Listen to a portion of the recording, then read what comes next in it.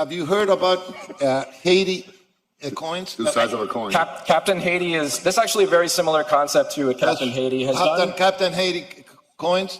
Have you heard this is a similar concept? The concept is similar where you're using a token, yes, to incentivize community projects. Captain Haiti and I think, are actually doing some lunch soon. And he is based on Cardano, which is a different coin.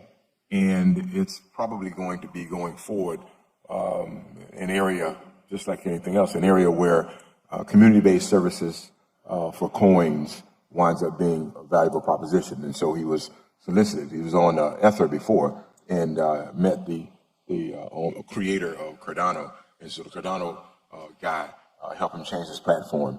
And so it's designed to have some iterations of those first iterations. So Charles Hoskinson that you mentioned, who's the founder of Cardano, has been doing a lot of advocacy on behalf of trying to do this community work in places. And there is an element